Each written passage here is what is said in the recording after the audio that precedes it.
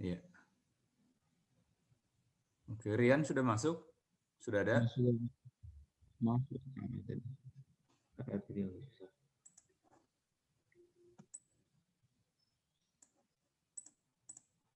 Oke. Saya isi daftar hadir aja dulu semua ya. Jadi kalau saya sudah isi, kalian nggak perlu absen lagi ya? Atau masih tetap perlu?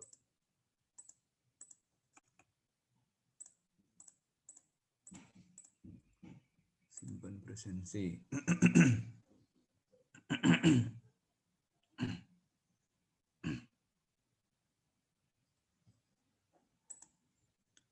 Oke, baik. Hari ini kita topiknya tentang apa?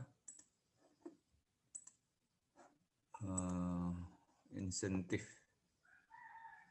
PPN dan fasilitas PPN gitu ya. Oke. Oke. Tentu kalian sudah baca ya slide-nya. Lalu selain slide-nya juga yang perlu kalian baca itu adalah pasal berapa? Undang-Undang pasal 16B ya. 16B Undang-Undang PPN tentang fasilitas. Sebentar.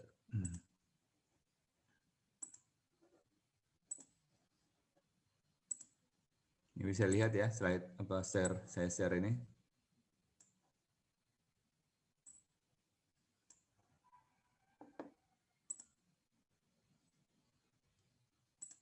Ya, kalian perlu pasal 16B Undang-Undang PPN. Ingat, tahu ya? Udah baca belum? Coba kita lihat deh.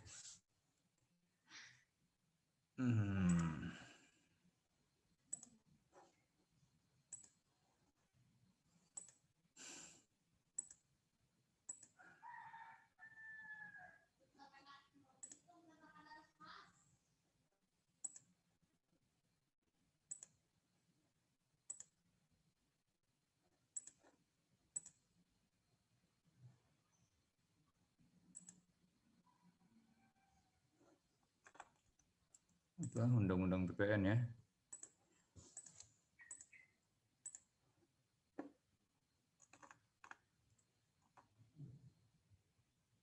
Ini kan.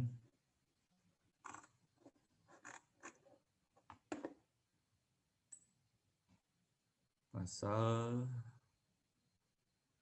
16B ya. Coba kalian baca ya. Pasal 16B. Pajak terutang tidak dipungut sebagian atau seluruhnya atau dibebaskan dari pengenaan pajak, baik untuk sementara waktu maupun selamanya, untuk A, B, C, D, E, gitu ya, kegiatan di kawasan tertentu atau tempat tertentu, penyerahan BKP tertentu, impor BKP tertentu, pemanfaatan BKP tidak berwujud, dan pemanfaatan juga tertentu. Diatur dengan peraturan pemerintah. Nah ini penting nih kalian lihat nih, diatur dengan peraturan pemerintah. Berarti ada PP yang mengatur khusus tentang fasilitas PPN ini. Ya. PP berapa itu? Coba saya lihat dulu, saya lupa.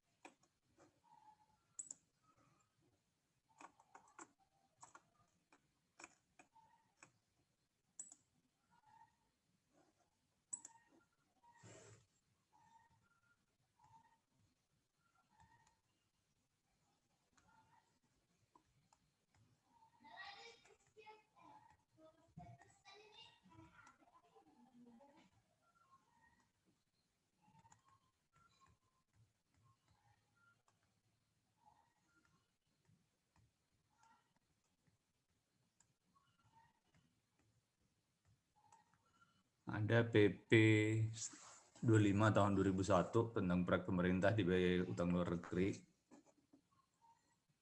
Ya.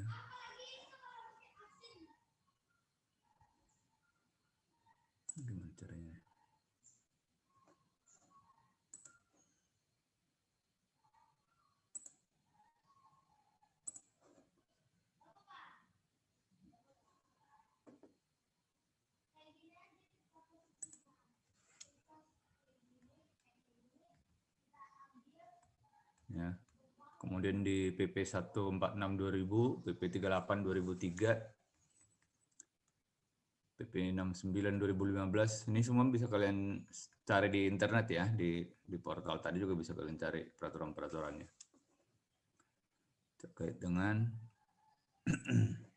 fasilitas insentif. Oke, tapi sebelum kalian baca lebih detail, ya pasal 16 itu kan kalau kalian lihat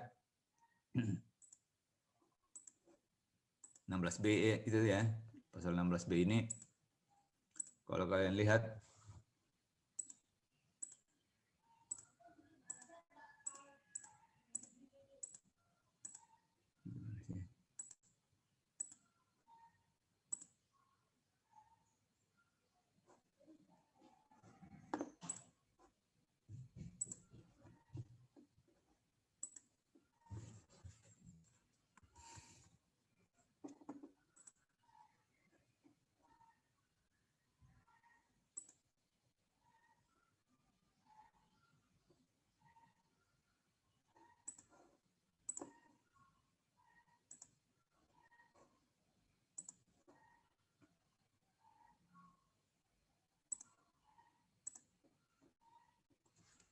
ini ada dua ya, pasal 16B Undang-Undang PPN ini.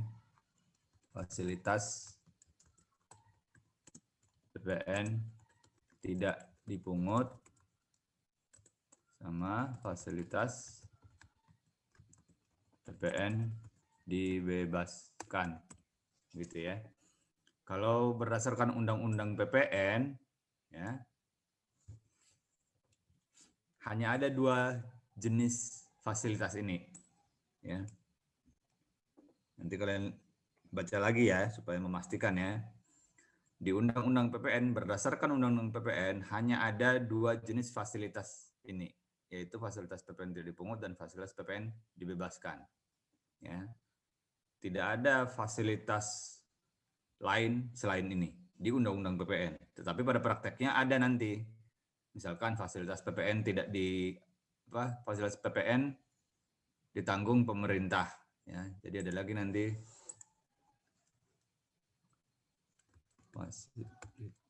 atau bukan fasilitas ini, insentif ya, PPN ditanggung pemerintah. Ini yang sekarang lagi rame, yang terbaru pemerintah keluarkan insentif PPN ditanggung pemerintah dalam masa corona ini ya. Kalian baca di PMK berapa itu ya?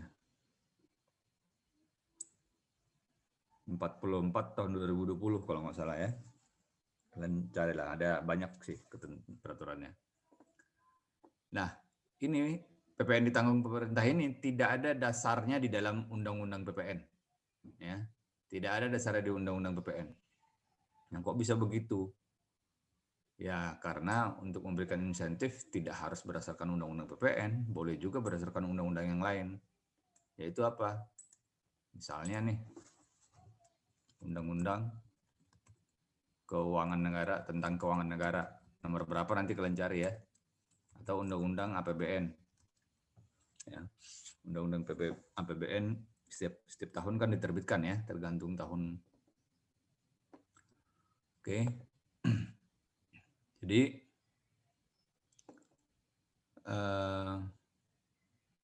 itu sekali lagi ya, bahwa insentif atau fasilitas, apa bedanya fasilitas dengan insentif? Ya, nggak ada bedanya yang baku ya, yang resmi, yang formal gitu ya. Hampir sama aja lah fasilitas pajak. Ini konteks pajak ya, bicaranya konteks pajak, fasilitas dengan insentif itu ya hampir sama aja lah. Pada prakteknya itu meringankan beban pajak masyarakat gitu ya. Jadi nggak usah kalian bingung dengan penggunaan terminologi fasilitas atau insentif. Cuman untuk pasal 16B Undang-Undang PPN ini memang yang ini pasal 16B Undang-Undang PPN ini memang kaman praktisnya, kaman praktis itu tahu ya, apa namanya itu, lazimnya gitu ya, lazim kebiasaannya itu disebut pakai terminologi fasilitas. Sedangkan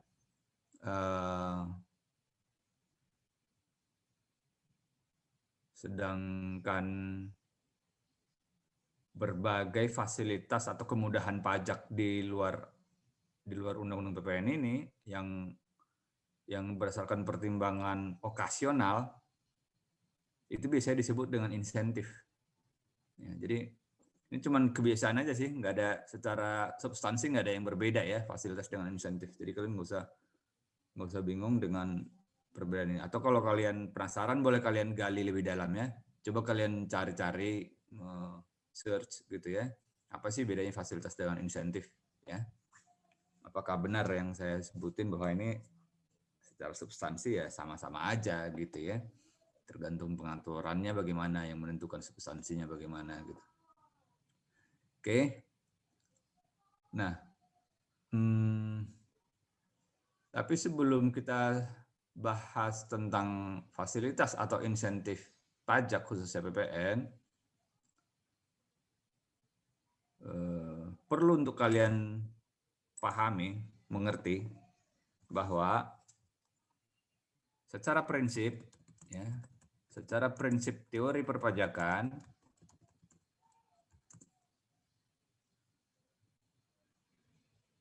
idealnya tidak ada perbedaan perlakuan. Ya. Termasuk dalam hal perbedaan perlakuan itu adalah pemberian insentif atau fasilitas. Gitu ya. Jadi dalam teori perpajakan ya, dalam teori perpajakan ada yang namanya prinsip netralitas. Prinsip netralitas ini maksudnya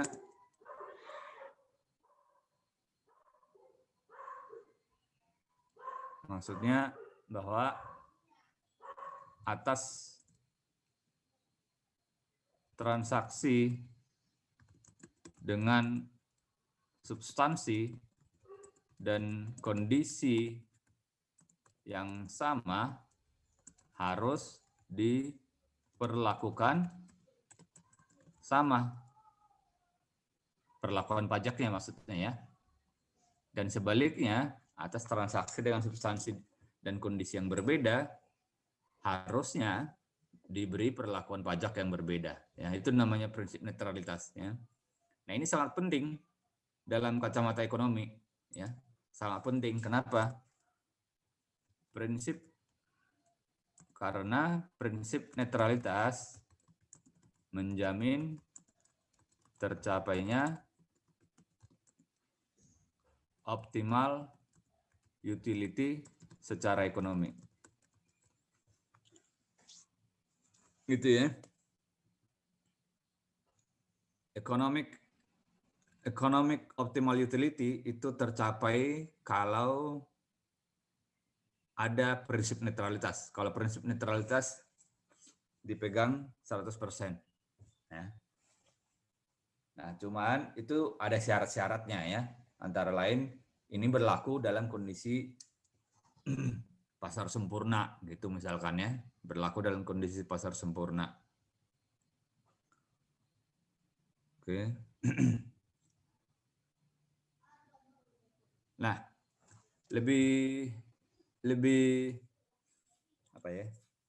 Lebih sempit lagi kita lihat dalam konteks PPN ya. Dalam konteks PPN ini saya taruh sini aja ya.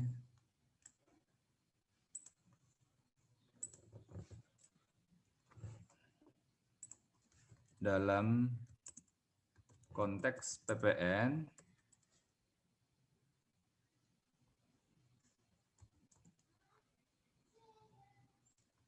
setiap perbedaan perlakuan akan mengakibatkan .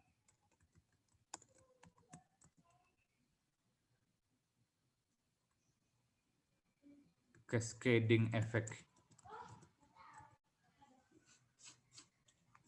Ya. Jadi salah satu keunggulan dari PPN,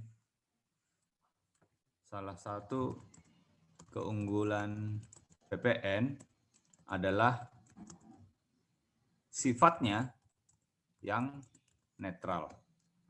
Sifat dasar ya, sifat dasarnya ya. Sifat dasarnya yang netral. Artinya apa? Ya ini prinsip netralitas yang tadi ini ya. Prinsip netralitas yang ini tadi, yaitu transaksi dengan substansi dan kondisi yang sama dapat diperlakukan sama perlakuan pajaknya gitu ya. Dalam PPN itu terjadi ya. Kalau dalam jenis pajak lain misalkan PPH itu belum tentu ya. Tapi PPN terjadi.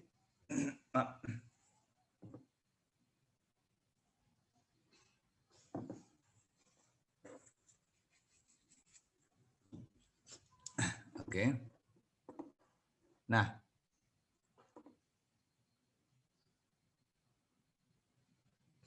tadi kita sebutkan kalau PPN itu mempunyai sifat dasar bersifat netral gitu ya. Dia bisa menjaga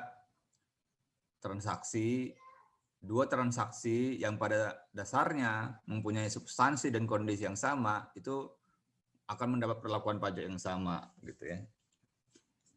Nah, tapi itu adalah sifat dasar ya. Masalahnya PPN itu sendiri bisa dimodifikasi gitu ya. PPN itu bisa dimodifikasi antara lain ya dengan pemberian fasilitas ini ya. PPN yang mempunyai sifat dasar netral itu bisa dimodifikasi sehingga setelah dimodifikasi sifat dasarnya yang bersifat netral tadi itu bisa hilang. Gitu ya. Nah, hilang itu bagaimana? Muncullah namanya cascading effect. Nah, apa itu cascading effect? Saya gambarkan ilustrasinya seperti ini ya. Gimana caranya ya? Pakai Excel mungkin enaknya. Coba.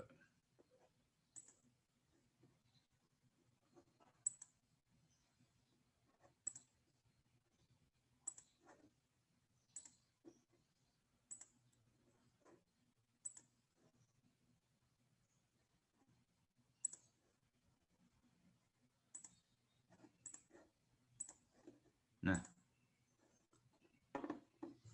kalau saya gambarkan ilustrasinya, misalkan multi-stage levy ya. PPN itu kan bersifat multi-stage levy ya. Masih ingat nggak? Multi-stage levy. Oke, apa itu multi-stage levy? Nah, ini saya gambarkan ilustrasinya ya. Yaitu pengenaan pajak di setiap mata rantai produksi, distribusi sampai konsumsi ya. Nah, kita gambarkan misalkan dari mata rantai pertama, misalkan dari petani. Gitu. Kemudian nanti dari petani misalkan dia menjual ke produsen. Ya, mata rantai berikutnya adalah distributor gitu ya.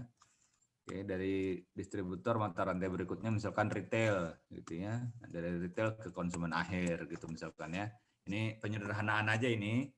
Tetapi dalam real life, dalam kehidupan nyata ini bisa sangat bervariasi ya dan bisa jauh lebih panjang dari ini mata rantainya. Tapi ini saya sederhanakan, ada ini ya, ada petani, produsen, distributor sama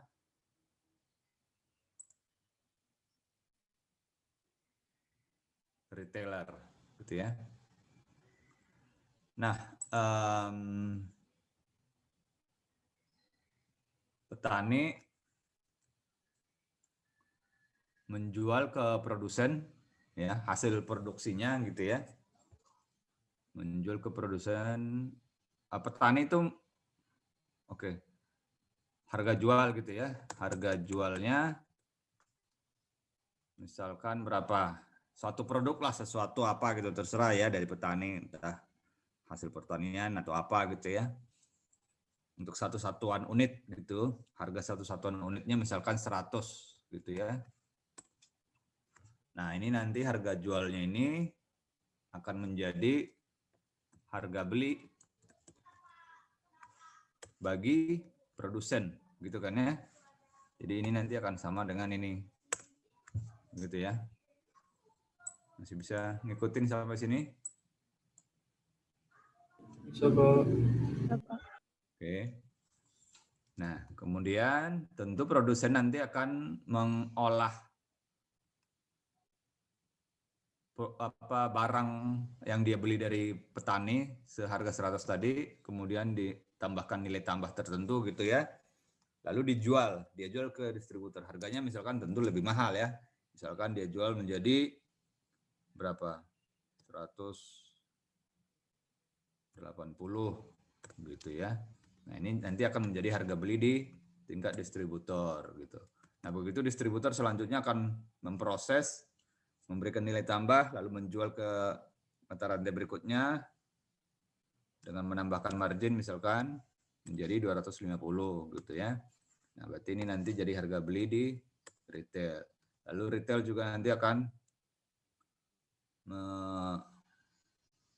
melakukan suatu proses dan kemudian menjual lagi ke tingkat berikutnya misalkan menjadi 300. Nah, harga beli di konsumen adalah 300. Gitu kan ya? Nah, kita tahu bahwa setiap transaksi ini dikenai PPN. Gitu ya, PPN. Nah, harga jual dari petani misalkan semuanya 10% kali harga jual gitu ya. Sama dengan 10. Nah, ini juga nanti tinggal kita copy aja ke sini semua sama ya. Nah, jangan lupa di sini di harga beli juga dia ada PPN ya. Nah, petani kan nggak ada beli ya, tapi dia langsung menghasilkan dari alam gitu misalkan. Jadi kita anggap nol lah ya.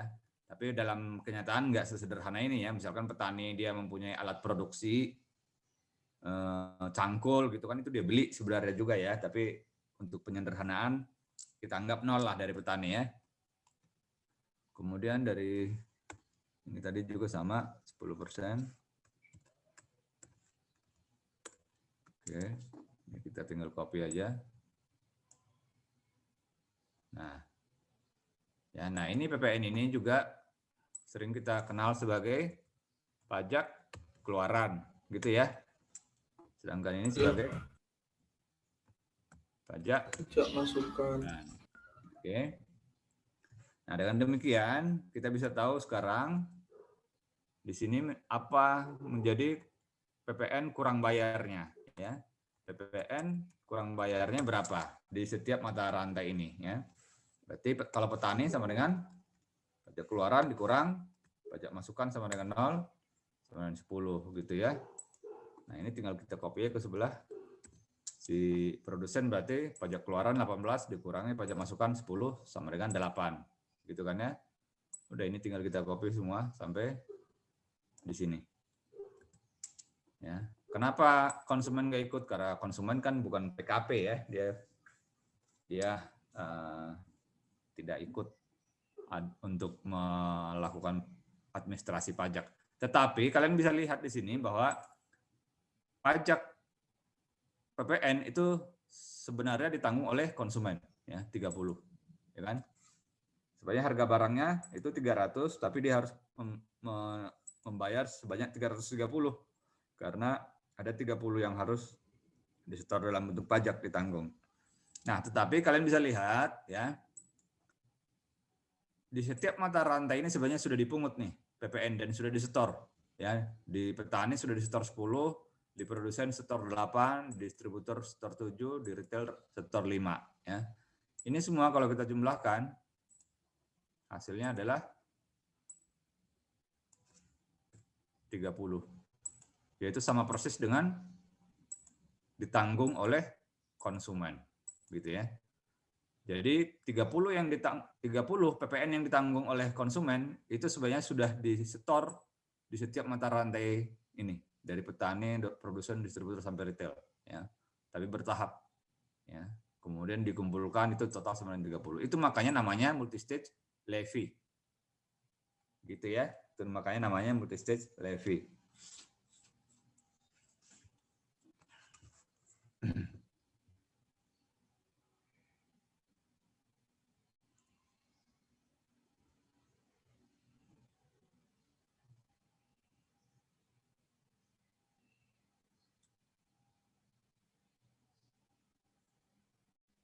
Oke. Nah, kita mau menjelaskan tentang fasilitas ya, insentif ya, netralitas. Oke.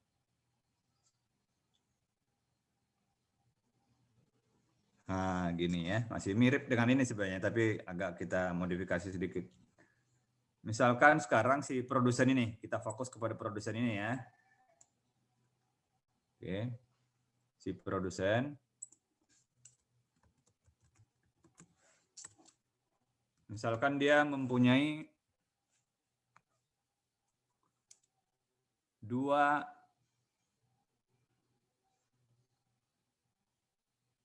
opsi produksi atau apa metode produksi gitulah ya, metode produksi ya. Yang pertama misalkan padat karya gitu, bergampang ya. Yang satunya padat modal gitu ya, atau apa gimana ya gitu buat ya. Ya oke lah gitu, nggak apa-apa. Padat karya itu berarti menggunakan tenaga kerja manusia ya, atau menggunakan jasa gitu ya. Sementara metode satunya itu dia pakai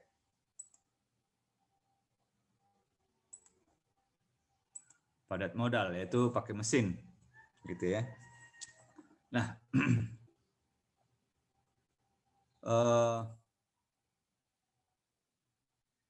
kita anggaplah sama seperti ini ya. Ya. Ada input, harga inputnya itu sebesar 100 ya, harga inputnya sebesar 100 dan harga outputnya nanti sebesar 180 gitu ya. Tetapi oke. Nah, di sini input, ini output gitu ya.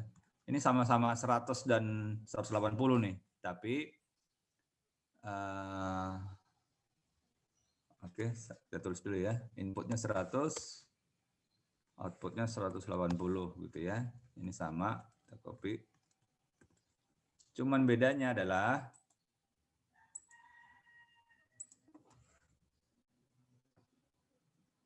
input teks dan VAT-nya, PM-nya gitu aja lah bahasa Indonesia ya. PM sama PK-nya. Oke. Nah, misalkan kebijakan peraturan pajak bilang bahwa padat karya tidak dikenai PPN. Ya, padat karya tidak dikenai PPN. Karena apa? Karena ya tenaga kerja manusia kan, negatif list kan. Ya, masih ingat ya, negatif list PPN, tenaga kerja, jasa tenaga kerja kan tidak dikenai PPN. Ya. Nah, itu artinya apa? Berarti yang 100 ini, nah kalau mau begini harus ada stage sebelumnya ya. Jangan di produsen deh, distributor lah ya, biar enak ya, biar nggak berpanjang-panjang. Ini distributor ya. Oke, jadi ini kita ulang. Yang ini nih, kita fokus di sini ya. Nanti kenapa saya ganti, kalian akan mengerti lah ya, kalian belajar ininya. Berarti ini 180, outputnya 250 ya. Ini sama nih.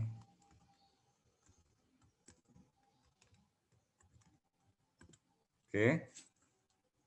Nah, cuman dia sama, punya 2 metode produksi atau metode apalah. Dia dalam hal ini kan distributor sebenarnya nggak ada produksinya ya, tapi metode kerjanya lah gitu ya, metode bekerjanya. Kan distributor juga ada metode bekerja ya, apakah untuk pergudangan, untuk packaging dan lain-lain ya, distribusinya. Apakah dia pakai tenaga kerja atau pakai mesin, kan sama aja ya. Ini contoh paling gampang nih. Oke, nah kalau oh iya benar tadi harusnya ya, nggak apa-apa lah. Kita lanjut lah. Berarti yang tidak dikenai tidak dikenai PPN itu adalah yang ini ya, penyerahan dari produsen ke konsumen, ke distributor ya. Nah ini berarti, jadi yang ini nih, ya, yang ini nih ya, ya, harga jual dari produsen, kalau dia pakai padat karya, oh ya berarti benar nih produsen tadi ya. Oke. Jadi metode produksinya ini sebenarnya metode produksi produsen ya, bukan metode produksi distributor. Ya benar ya. Metode produksinya produsen, tapi kita lihat PKPM ini di level distributor. Gitu ya. Ininya di level distributor, tapi yang metode produksinya ini adalah metode produksi si distributor. Si produsen. Ya. Metode produksi ini adalah metode produksi produsen. Saya tulis aja ya. Produsen. Tetapi PKPM yang ini benar adalah di level distributor, gitu ya. Nah, misalkan metode produksinya si produsen itu padat karya, itu misalkan tidak dikenai PPN karena jasa tenaga kerja, berarti nanti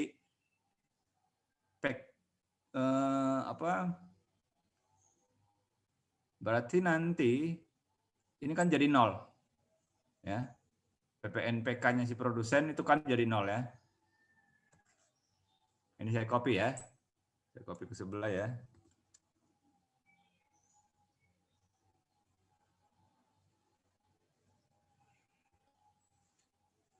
Atau ke bawah aja deh.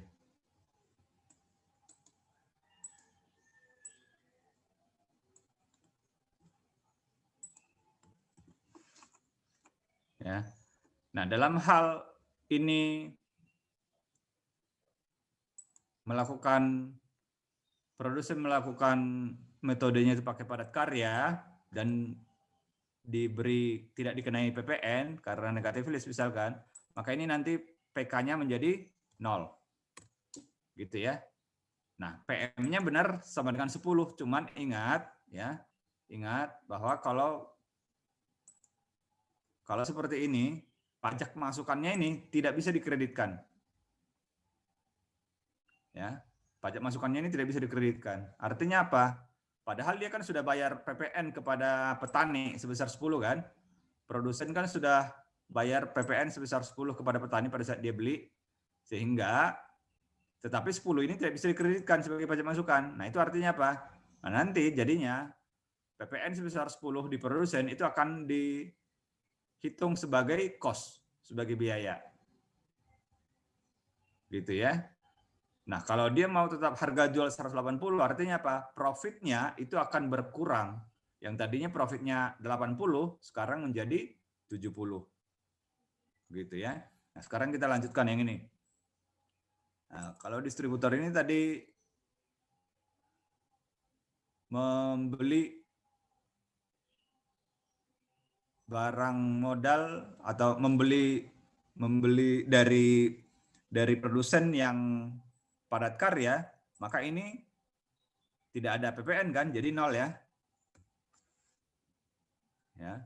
Tapi dia tetap harus memungut PPN atas penjualannya 250. Ya. Jadi di sini dia tetap ada PPN sama 250 gitu. Nah, sedangkan kalau dia pakai padat modal, ya tentu sama seperti tadi ya. Ini dia ada PPN-nya 18 dan PK-nya 25 ya. Nah, kalau kalian lihat di sini akan ada perbedaan kurang bayarnya ya. Kurang bayarnya kalau dia pakai padat modal, yang ini nanti akan kurang bayar sama dengan 25 kurang 0 sama 25, sedangkan kalau di sini 25 kurang 18 sama dengan 7. Gitu ya. Nah, sekarang kita mau lihat kalau dia yang ini, keseluruhan rantai ini kita lihat sekarang ya. Kita mau lihat sekarang keseluruhan rantai ini. Karena si produsen tidak ada pajak masukan, tapi dia tidak bisa kreditkan, tidak ada pajak. Oke, pajak. Oh ya, betul. Pajak keluarannya yang 0 ya, pajak keluarannya 0. Pajak masukannya ada 10 dari petani ya. Nah, di distributor ini nih, dia pajak masukannya 0, Yang ini berarti ya. Distributor ini berarti 0 ya. Nah, dia pajak keluarannya 25 gitu ya. Di retail nanti tetap. Nah, sehingga dengan demikian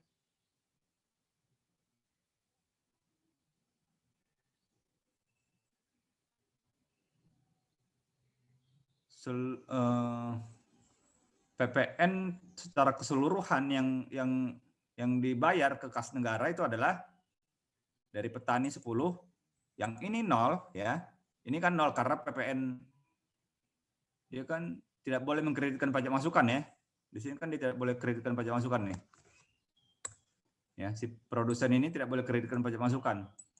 PK-nya dia 0 karena tidak dikenai, tapi pajak masukannya tidak boleh dikreditkan sehingga 0. Nah, nanti distributor harus setor 25, retail harus setor 5. Nah, kalian lihat secara total, ini yang masuk ke kas negara ya. Pajak disetor ke kas negara, itu sama dengan 40. Ya. Beda dengan sebelumnya, sama dengan 30.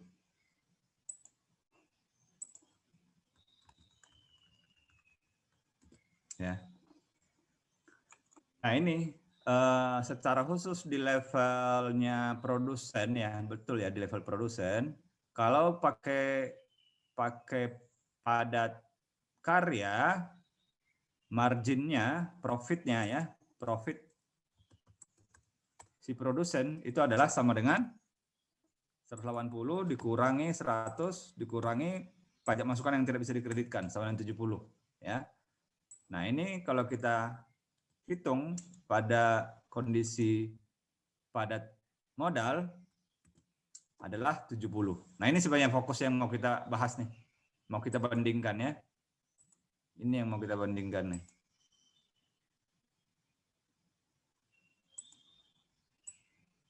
Nih. Ini yang mau kita bandingkan. Kok sama sih? Oh, ini bukan 70 ya. Ini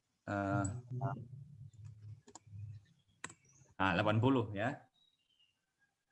Kenapa? Karena harga jual dengan harga belinya yang dihitungkan ya, sedangkan pajak masukan ini kan dikreditkan, jadi tidak diperhitungkan gitu ya. Nah, ini kalian lihat nih ya. Kalau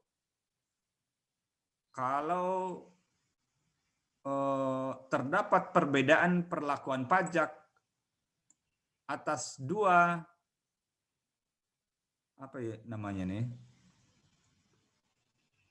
metode produksi yang berbeda, padahal substansinya sama gitu ya. Yang satu padat karya, satu padat modal, satunya kena PPN, satu nggak kena PPN, maka akan muncul ini perbedaan pajak yang harus ditanggung. Dan pajak ini nanti akan tersorot di rantai berikutnya sehingga total di kas negara itu jadi lebih besar dari sebelumnya. Nah, ini yang namanya cascading effect. Ya.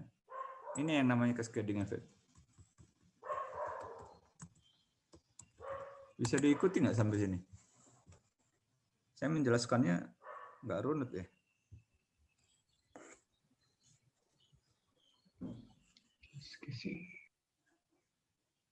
Bisa paham atau ada yang mau ditanyakan? Coba silakan.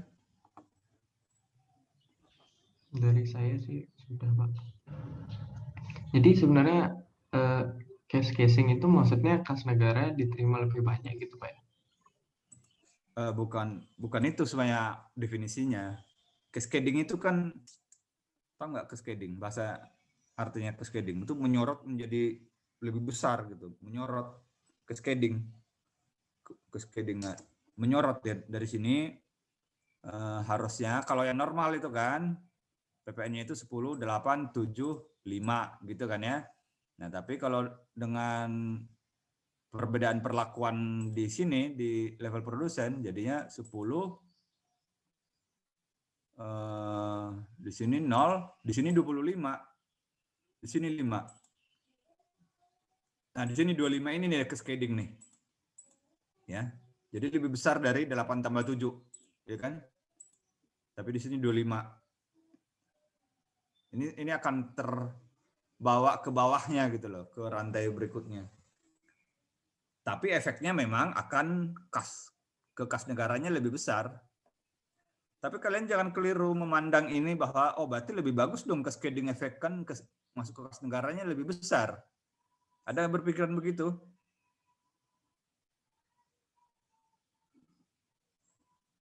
Ya. Kalau kalian lihat di sini kan ilustrasi ini kas negara kalau netral, ini yang atas ini yang netral nih. Ya. Itu masuk kas negaranya 30. Yang bawah ini tidak netral. Nah, masuk kas negaranya 40. Lebih bagus yang mana?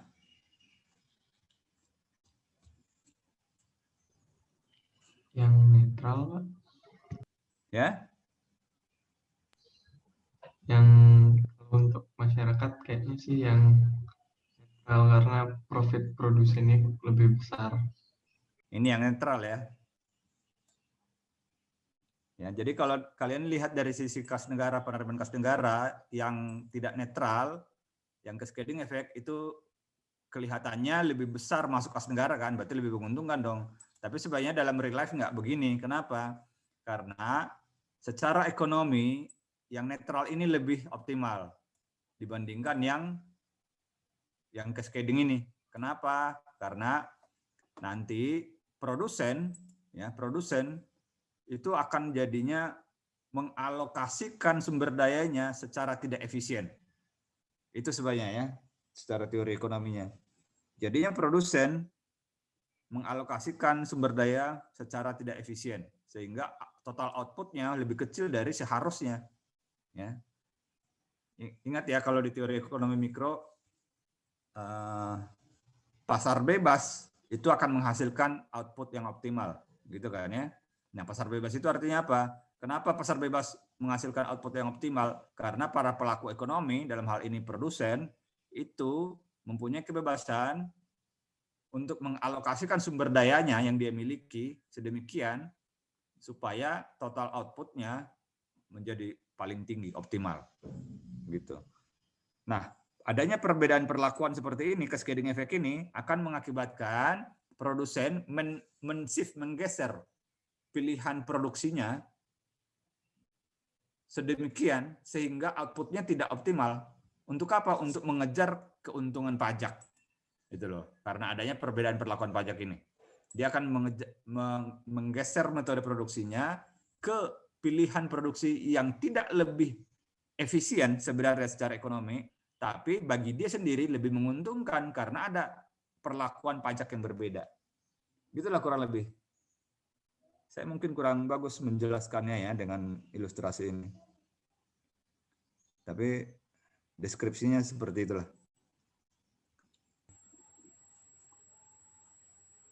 Oke, ada yang mau ditanyakan?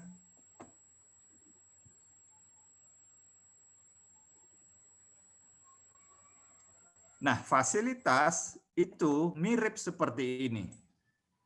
Ya, efek dari fasilitas itu sejatinya adalah seperti yang ini, yang cascading effect ini. Gitu loh. Ya, artinya apa? Secara ekonomi sebenarnya total outputnya itu tidak efisien. Yang paling efisien itu adalah yang netral seperti ini. Ya, jadi di sini nanti para pelaku ekonomi itu akan mengalokasikan sumber dayanya sedemikian seefisien mungkin secara ekonomi sehingga total output menjadi optimal. Tapi dalam kondisi cascading effect itu para pelaku ekonomi, produsen itu akan bertindak berbeda dari alokasi sumber daya yang paling efisien.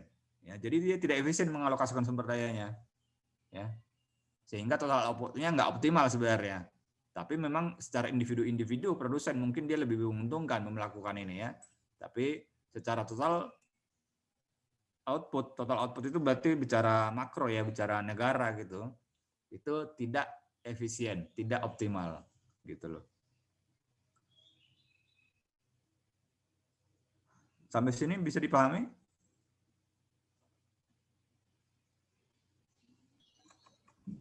Saya masih bisa, Pak. Silakan ditanya kalau ada yang kurang jelas.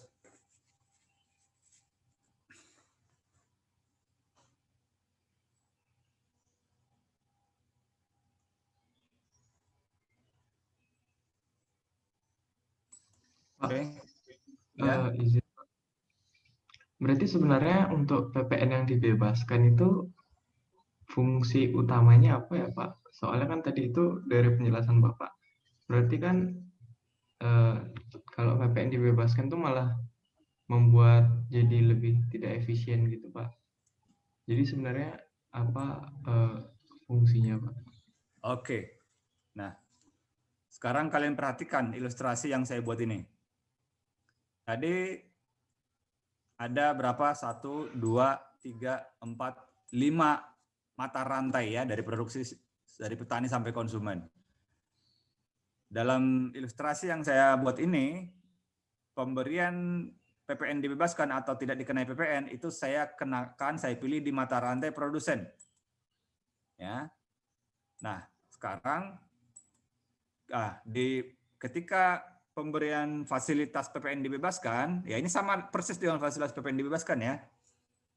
Di mata rantai produsen, jelas tadi kita tunjukkan itu akan menimbulkan cascading effect yang secara ekonomi tidak efisien. Ya.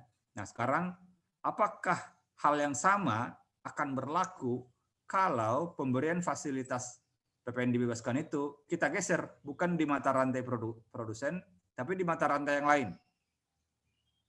Misalnya, di level petani atau di level ujung yang satunya, konsumen. Apa yang akan terjadi? Ya. Nah, saya tidak akan gambarkan lagi ilustrasinya di sini. Kalian bikin sendiri simulasinya ya. Kalian bikin sendiri simulasinya mirip seperti ini. Bagaimana kalau fasilitas PPN dibebaskan itu diberikan bukan di level produsen, tapi di level yang lain. Ya, misalkan distributor, retail, petani, dan konsumen. Kalau distributor dan retail ya itu sama aja nanti efeknya dengan di produsen. Ya udah pasti ya, karena dia di tengah-tengah. Tapi bagaimana kalau di ujung awal dan ujung akhir? Apa yang akan terjadi? Apakah akan muncul juga cascading effect atau tidak? Nah, itu adalah kalian sendiri lakukan supaya kalian bisa lebih paham. Ya. Nah, kalau kalian bisa melakukan simulasi itu nanti, membuat simulasi itu, nanti kalian bisa jawab pertanyaannya si siapa tadi? Putu ya? Putu Arya yang nanya. Ya, itu akan terjawab pertanyaannya. Ya. Di mana? Lalu kenapa? Apa untungnya diberikan fasilitas itu? Gitu ya. Jadi kuncinya, kata kuncinya saya kasih ke kalian adalah bahwa secara umum tadi saya katakan fasilitas PPN dibebaskan itu tidak ekonomis, ya. Tapi ada kondisi tertentu di mana fasilitas PPN dibebaskan itu menjadi ekonomis. Nah, kondisi seperti apa? Nah, itulah kalian buatlah simulasi tadi itu. Akan kelihatan nanti tuh. Ya, apakah di ujung petani atau di ujung konsumen itu akan memberikan efek yang lebih ekonomis lah, ada manfaatnya gitu. Karena kalau di tengah ini jelas dia nggak memberi manfaat sebenarnya, malah yang muncul adalah cascading effect ya seperti ini ya. Yang muncul adalah cascading effect. Ini beban kepada ekonomi sebenarnya. Kalau dia di tengah seperti ini adalah beban kepada ekonomi, tidak efisien jadi ekonominya. Oke.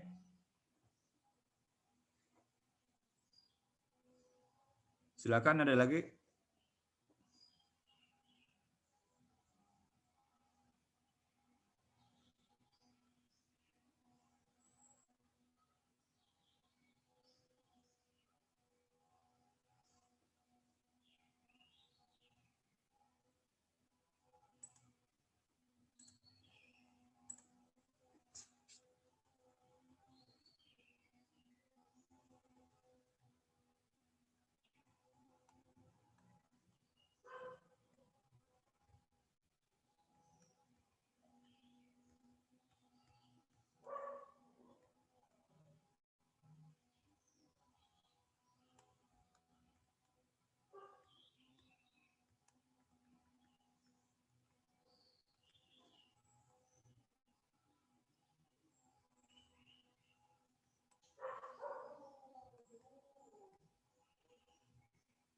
Izin Pak, Ya. Itu tadi yang Bapak jelaskan efek dari fasilitas, berarti kalau dari insentif sebenarnya sama saja ya Pak? Kayak gitu juga grafiknya, apanya, penjelasannya. Iya, jadi itu tadi fasilitas dan insentif itu sebenarnya hanya bahasa awam, ya bahasa orang awam. Tapi yang penting kita pahami itu adalah perhitungannya sebenarnya bagaimana sih jadinya antara fasilitas dan insentif itu ya. Nah tadi saya sudah sampaikan bahwa di pasal 16B itu pakai terminologi fasilitas. Nah bentuknya ada dua, PPN dibebaskan sama PPN tidak dipungut gitu ya. Nah itu efeknya beda tuh. Oke, saya jelaskan sedikit ya. Di Excel juga boleh deh.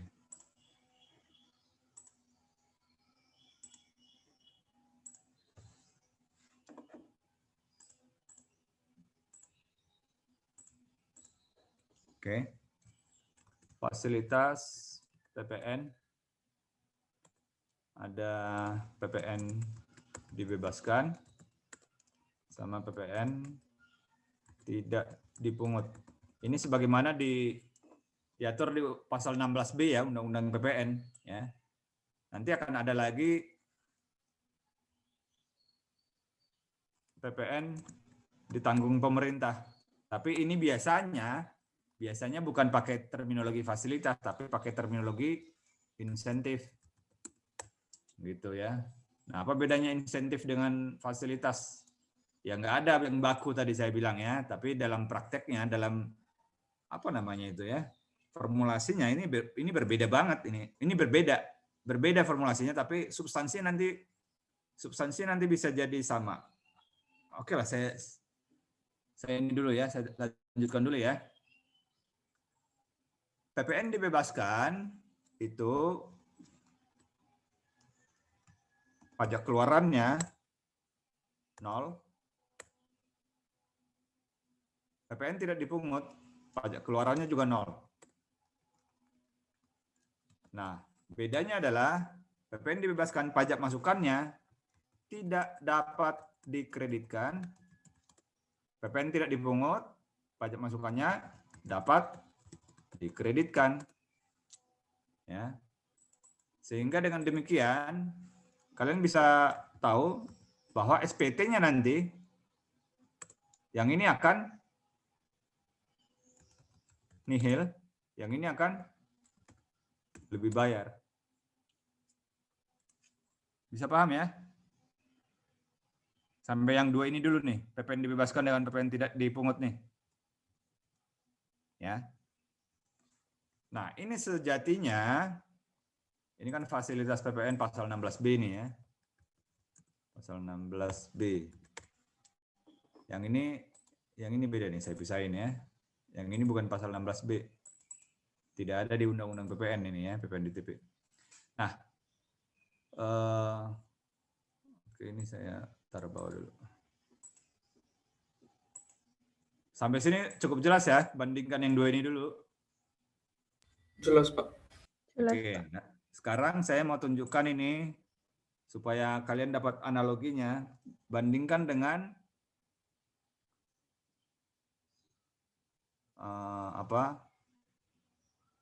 penyerahan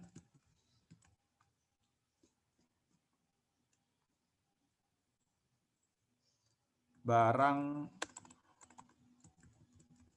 yang tidak dikenai pajak alias negative list. Masih ingat negative list? Ya, barang dan jasa ya.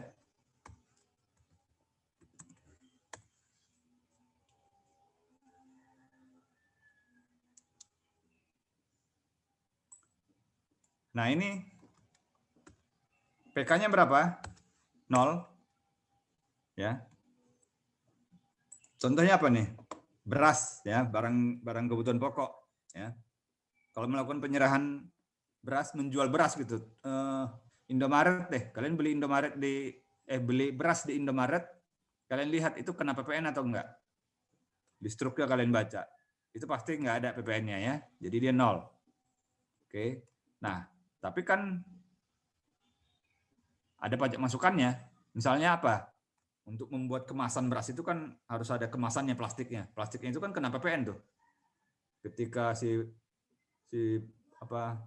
pedagang beras mengemas berasnya itu ke dalam kemasan 5 kilo, 10 kilo, 2 kilo gitu kan ya.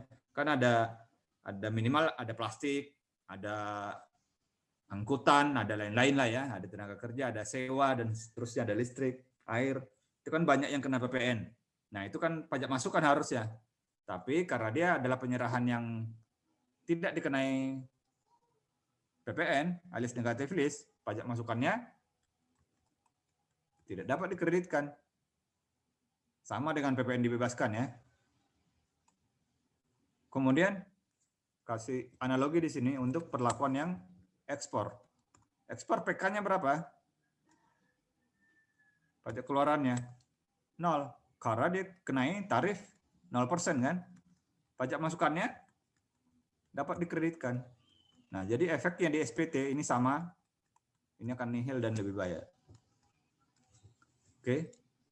Nah, jadi kalian bisa tahu sekarang, sejatinya fasilitas PPN pasal 16B yang namanya PPN dibebaskan itu substansinya, efek perhitungan PPN-nya itu sama dengan penyerahan barang atau jasa yang negatif list, alias yang tidak dikenai PPN. Sama, persis. Kenapa? Karena tidak dikenain PPN pada saat melakukan penyerahan, dan sama-sama tidak boleh mengkreditkan pajak masukannya. Gitu ya. Tapi memang jenis barangnya ini berbeda. Kalau yang ini kan adalah yang negatif list, 4 kelompok barang yang tidak dikenai PPN, dan berapa PPN itu 17 kelompok jasa ya. 17 kelompok jasa yang tidak dikenai PPN. Lalu kalau yang dibebaskan ini beda. Ini adalah BKP sejatinya ya. Yang dibebaskan ini pasal 16B, PPN dibebaskan ini sejatinya adalah BKP barang kena pajak, tapi PPN-nya dibebaskan. Nah, barangnya apa aja itu? Ya macam-macam. Yang dia rumah sederhana lah, listrik untuk kecuali rumah di atas 6.000 watt gitu kan ya, alat pertahanan negara dan lain-lain, buku dan lain-lainnya banyak ya. Kalian baca nanti itu, saya nggak akan jelaskan itu detail satu persatu ya. Ya, tapi kalian tetap harus tahu itu ya, apa-apa yang dapat fasilitas PPN dibebaskan gitu. Saya tidak akan jelaskan satu persatu, kalian bisa baca sendiri. Ya, karena nggak perlu dijelaskan itu sih, baca aja udah tahu ya. Nah, sebaliknya yang fasilitas PPN tidak dipungut ini sama persis seperti efek pada penyerahan ekspor. Ya, kalau penyerahan ekspor kan dikenai tarif 0%. Berarti PK-nya sama dengan 0, tapi dia boleh kreditkan pajak masukan. Makanya dia lebih bayar dan nanti boleh restitusi. Nah, sama PPN tidak dipungut juga sama. PK-nya 0 karena tidak dipungut, kena PPN tapi tidak dipungut, gitu ya. Kemudian pajak masukannya dapat dikreditkan sehingga dia LB SPT-nya. Oke. Nah, dari sini kalian bisa lihat ya, efeknya ini sama. Cuman yang ini nggak disebutkan sebagai fasilitas, ya. Yang di bawah ini, yang saya arsir ini tidak pernah dipanggil dengan fasilitas PPN. Yang dipanggil dengan nama fasilitas hanya yang dua ini. Ya. Nah, itulah makanya jadi apalah arti nama gitu kan ya. Kalian pun nggak usah bingung dengan nama. Berisik nggak sih?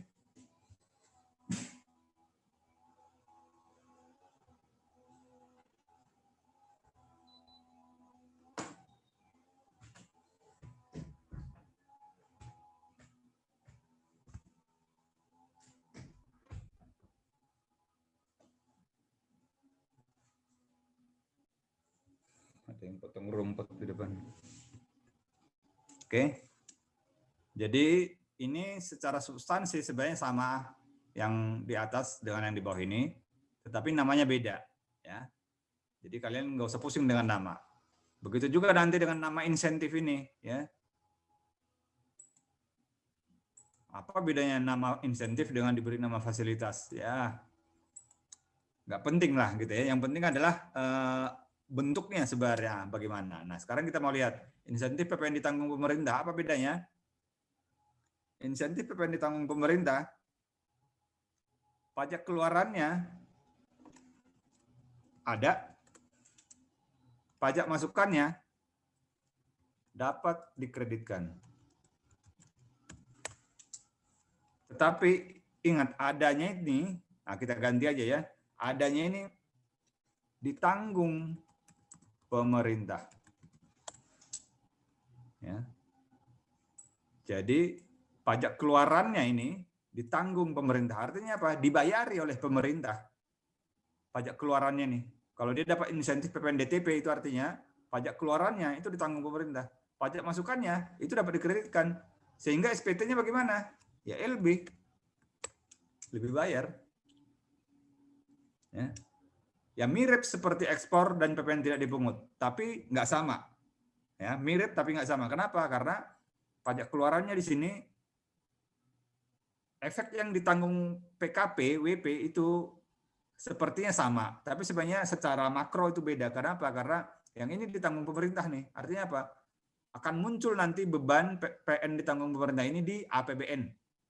Ya, di APBN kalau kalian lihat di APBN ada sebelah kiri itu penerimaan, sebelah kanan pengeluaran gitu kan ya. Nah, di kolom pengeluaran itu nanti akan ada satu item yang menunjukkan pajak ditanggung pemerintah. Nah, itulah untuk ini nih. Sedangkan kalau ekspor dan PPN tidak dipungut, itu tidak ada ditanggung pemerintah. Itu nggak muncul di APBN. Gitulah. Itu memang benar-benar nol dikasih gitu ya. Kalau ini tetap ada, tapi pajaknya itu ditanggung pemerintah. Nah, itu substansinya ya.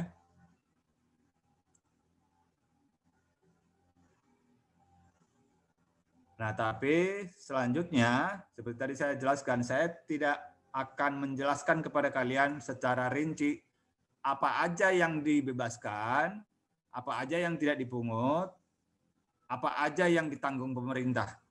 Itu tugas kalian untuk baca sendiri. Ya, ini ada PP-nya, ini ada PP-nya, ini ada PMK-nya. Ya, PMK-nya ini baru misalkan yang terkait corona. Ini baru 2020 ya, kalian bisa baca PMK berapa itu di slide kayaknya ada ya. Kalian lihat di slide ini ada nih PMK-nya yang terkait corona, PPN ditanggung pemerintah. Tapi sebenarnya selain itu juga ada beberapa yang lain. Ya, yang diberi insentif PPN ditanggung pemerintah. Misalkan minyak goreng curah. Nah, saya nggak ingat persis apakah sekarang masih berlaku atau enggak, tapi dulu jelas ada PPN ditanggung pemerintah untuk minyak goreng curah. Cuman kadang-kadang memang dia on off, artinya kadang diberikan, kadang dicabut gitu loh. Nah, saya nggak mengikuti lagi kondisi sekarang hari ini apakah masih ada atau enggak. Tapi saya mau tunjukkan bahwa ada banyak loh sebenarnya yang diberi insentif PPN ditanggung pemerintah, bukan hanya berkaitan dengan COVID gitu, ada yang lain-lain. Oke. Bisa dipahami sampai sini? Bisa, Pak. Bisa, Kak. Bisa, Pak. Silakan kalau ada mau ditanya.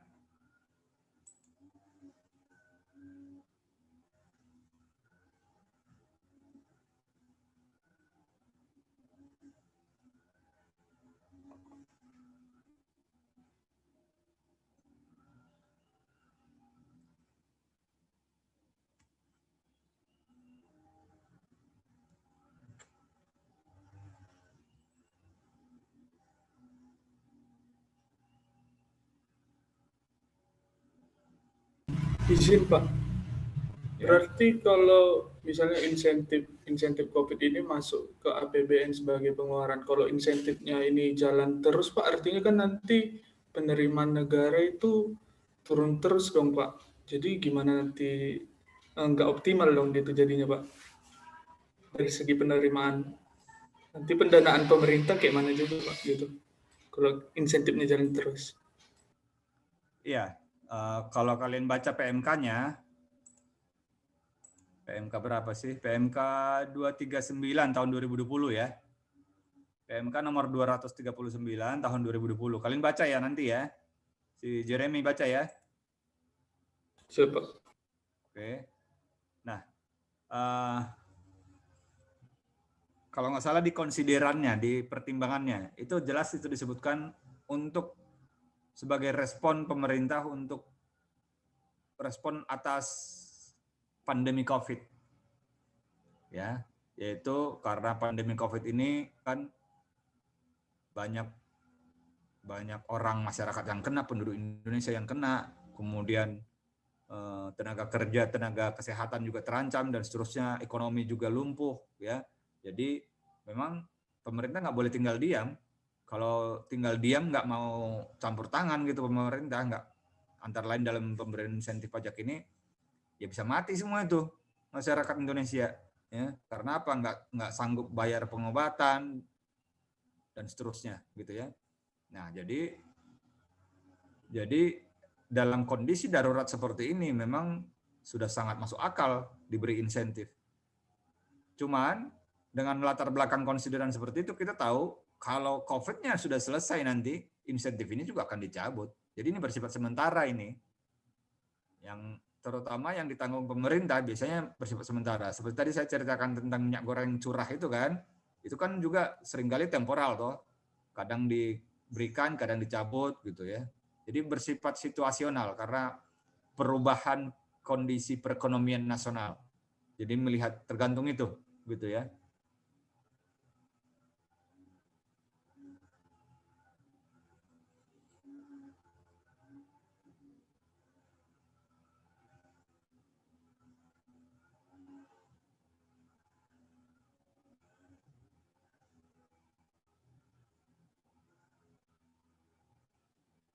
Silakan, ada lagi?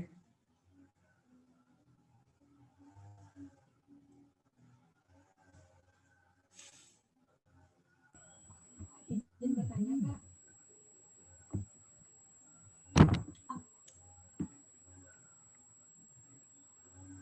Ya, Dewa Ayu, silakan. Pak, saya masih penasaran. Kan tadi itu karena kita ada perubahan ekonomi secara nasional, maka diberikanlah insentif. Nah, kira-kira apakah insentif ini, dengan pemberian insentif ini sudah bisa memaksimalkan gitu, Pak, memaksimalkan penerimaan negara terutamanya.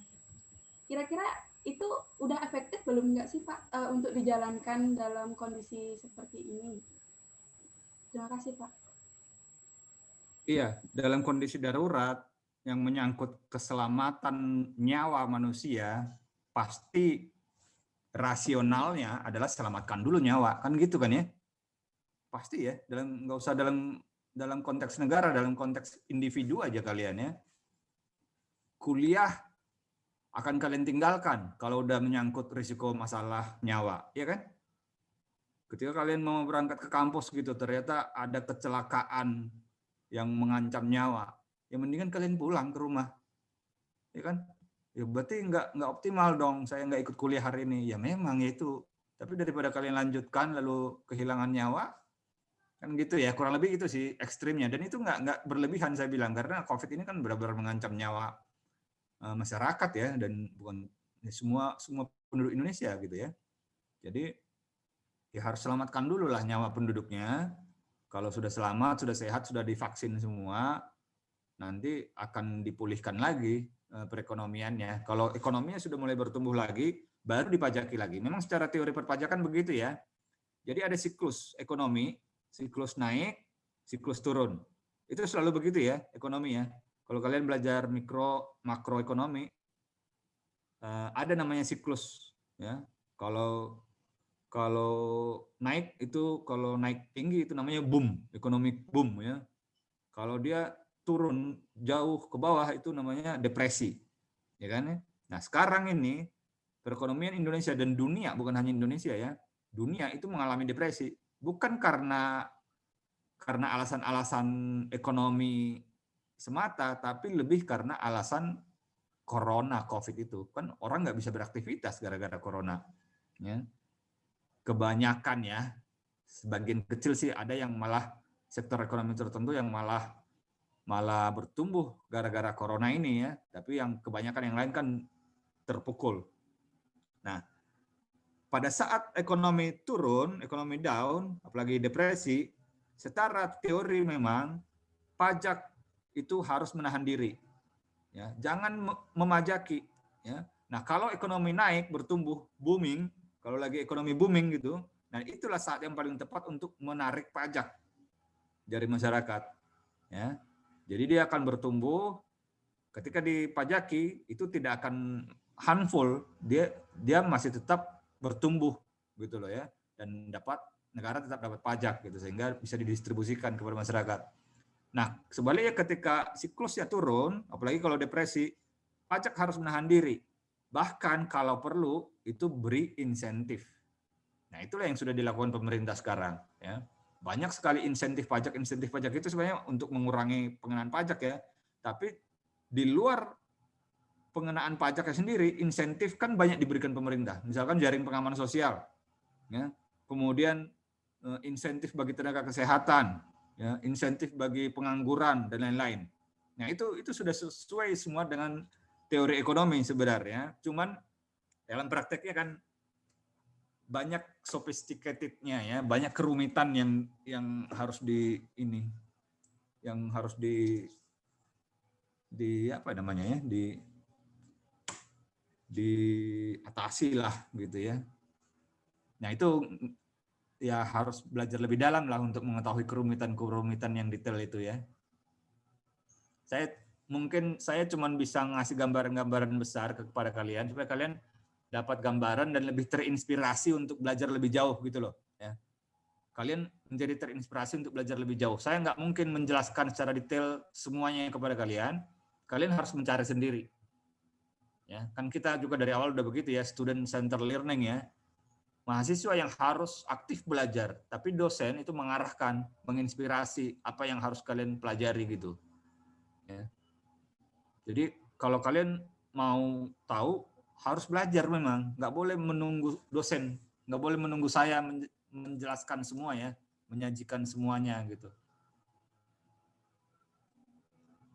Oke, tapi kalau ada yang mau didiskusikan boleh silakan ya, silakan tanyakan, nggak usah ragu-ragu ya, kita akan bahas, diskusikan di sini. Permisi Pak, berarti insentif ini efektif atau tidaknya itu tergantung dari kondisi perekonomian kita saat ini, bagaimana respon masyarakatnya, begitu berarti kan Pak. Nah, saya juga masih penasaran Pak, karena kebijakan ini kan sasarannya itu adalah masyarakat, namun terkadang ada nih Pak dari insentif seperti insentif PPNBM untuk masyarakat, tapi masih sedikit sepertinya masih sedikit gitu masyarakat mengetahui adanya insentif ini. Kira-kira dari pemerintah sendiri sudah ada hal-hal yang dilakukan untuk untuk bisa membuat seluruh masyarakat itu tahu kok ini ada loh insentif seperti ini itu bagaimana ya Pak ya? Terkait sosialisasinya maksudmu? Iya, mungkin apa sih program-program pemerintah yang mungkin sudah mensosialisasikan adanya insentif ini untuk seluruh masyarakat, karena dari data-data seperti yang saya baca di Kompas, artikel di Kompas itu masih banyak itu masyarakat yang belum mengetahui adanya insentif ini gitu. Iya, benar itu Dewa Ayu. Memang selalu masalah sesungguhnya adalah dalam detail praktik. Ada pepatahnya itu bilang the devil is in the detail, kan gitu ya. The devil is in the detail. Ketika kita bicara konsepnya sih bagus aja gitu. Muluk-muluk kan bicara konsep. Oh, kalau lagi ekonomi booming boleh pungut pajak. Sebaliknya ketika ekonomi down jangan pungut pajak, kalau bisa malah kasih insentif. Itu semua orang juga tahu dan semua orang juga setuju, kan gitu ya. Semua orang juga setuju karena itu udah menjadi pakem, udah menjadi hukum gitu ya.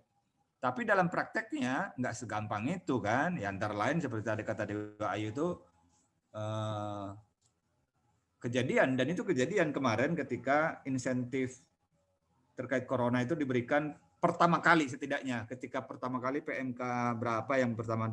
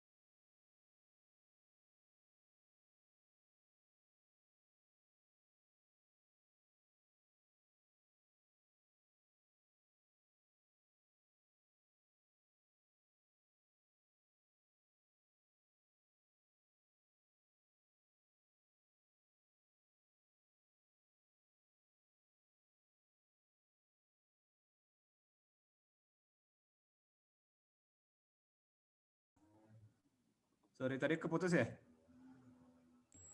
Iya, Pak. Iya. Putus. Ini kayaknya first media saya makin sering berulah nih. Saya pakai tethering nih jadi. Ya, jadi ya itu memang selalu jadi masalah Dewa Ayu ya. Dalam prakteknya bagaimana mengeksekusi suatu kebijakan itu tantangan besarnya. Ya.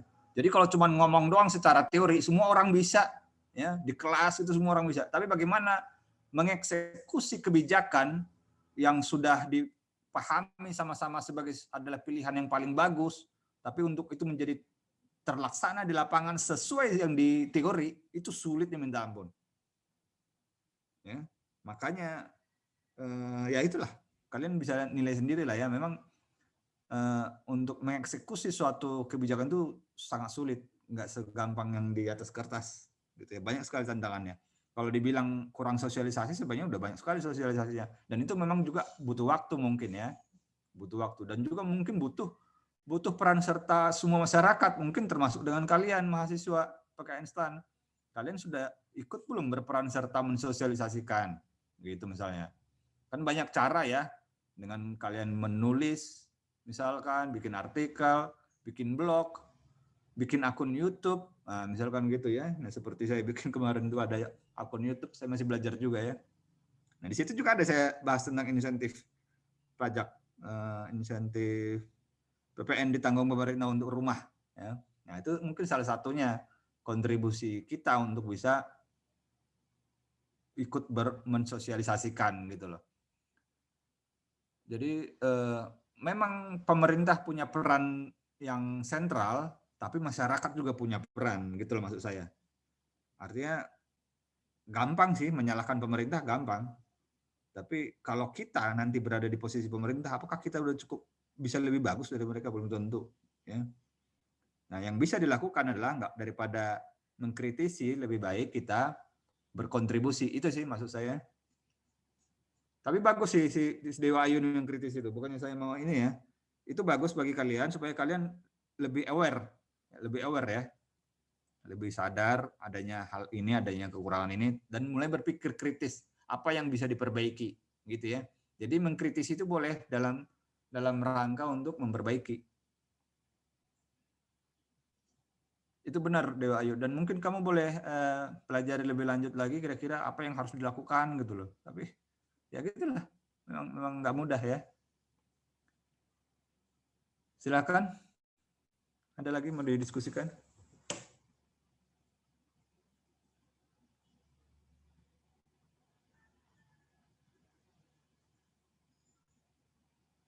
Awal-awal insentif pajak terkait COVID itu diberikan,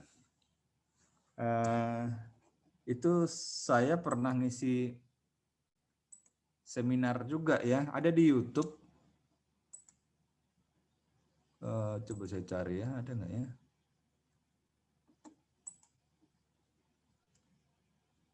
Itu di mana waktu itu?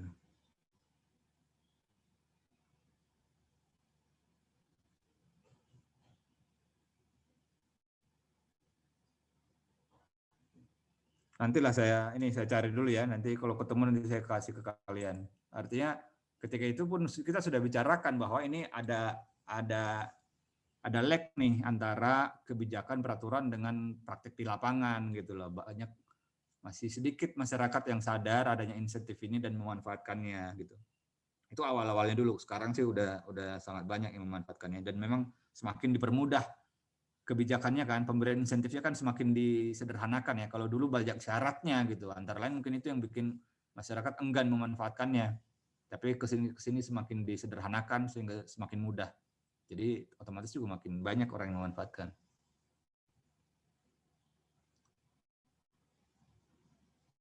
Oke, silakan, ada lagi.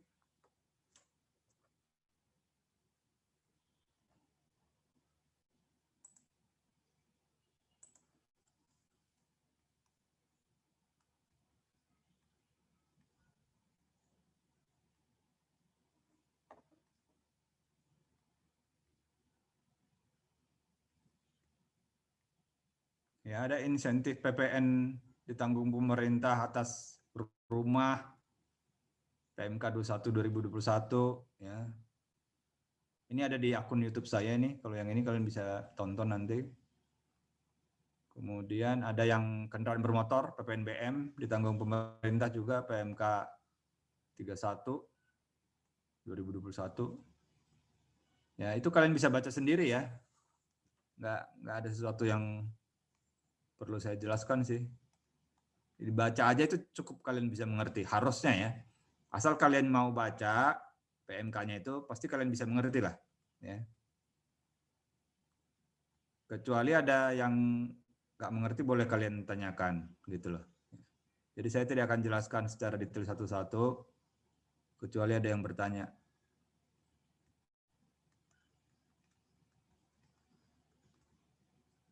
Bukan berarti kalian nggak perlu tahu gitu loh maksud saya ya. Itu tetap wajib kalian tahu ya. Kalian nanti harus tahu itu apa aja yang dapat fasilitas ini, apa yang dapat insentif ini, apa itu 16B, apa itu ditanggung pemerintah, apa itu tidak dipungut, apa itu dibebaskan ya. Barang-barangnya yang diberikan itu apa aja gitu. Syarat-syaratnya apa. Ya, itu semua kalian baca sendiri ya. Oke. Dan Oke, Pak.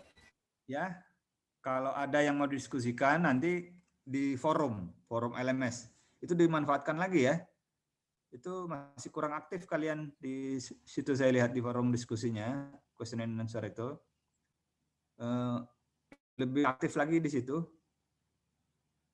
Caranya bagaimana? Dengan kalian baca. Ya. Tadi saya sebutkan saya tidak bahas kan apa objek-objek yang diberi insentif misalkan.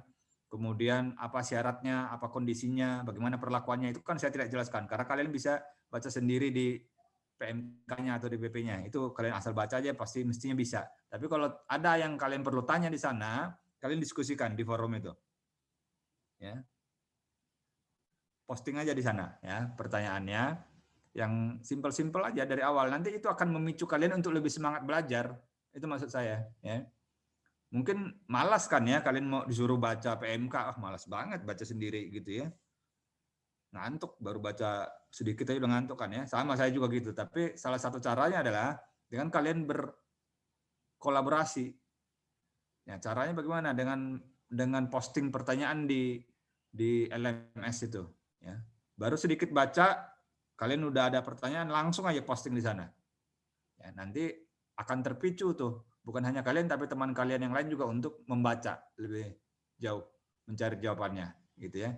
Nah, dengan begitu nanti kalian akan saling apa namanya itu, saling tiktokan untuk saling mencari jawaban, saling mencari bahan belajar, gitu ya. Nah, begitu itulah yang kita mau, ya belajar kolaboratif, gitu namanya ya. Jadi bukan hanya satu orang yang kan dari 30 orang ini mungkin hanya 1 atau 2 orang yang rajin gitu ya bisa baca semuanya tanpa ada interaksi dengan yang lain. Nah, yang 28 yang lain nanti ketinggalan semua ya. Nah, mudah-mudahan dengan ada forum diskusi kalian akan terpancing tuh, terpicu ya. Jadi jangan ragu-ragu ya, pertanyaan-pertanyaan yang basic aja tanya di sana ya. Itu mudah-mudahan akan memicu teman yang lain juga untuk mencari jawaban dan belajar. Habis itu nanti kalian akan menggali lagi lebih dalam gitu ya. Ada lagi respon dari teman, gali lagi lebih dalam. Ada lagi respon, gali lagi lebih dalam gitu ya. Jadi jangan ragu-ragu ya, dimanfaatkan ya di forum itu. Masih kurang sekali saya lihat ini kelas kalian baru sedikit yang posting di sana. Mungkin saya tidak respon terutama awal-awal ini ya. Tapi pasti saya pantau ya, saya lihat itu. Dan saya sudah katakan itu akan jadi penilaian ya untuk aktivitas kalian. Aktivitas kalian cukup besar ya. Jadi jangan kaget nanti kalau kalian di sana kosong, nilai aktivitas kalian juga kosong. Gitu ya. Ya kan apa dasarnya saya ngasih nilai aktivitas kalian? Saya nggak kenal kalian, aktivitas kalian belajar sehari-hari kan saya nggak tahu ya. Yang saya tahu di situ ya. Ada recordnya. Ya, jadi manfaatkanlah gitu ya. Itu sangat bagus untuk kalian. Oke. Sudah cukup waktunya, silakan. Ada lagi mau didiskusikan?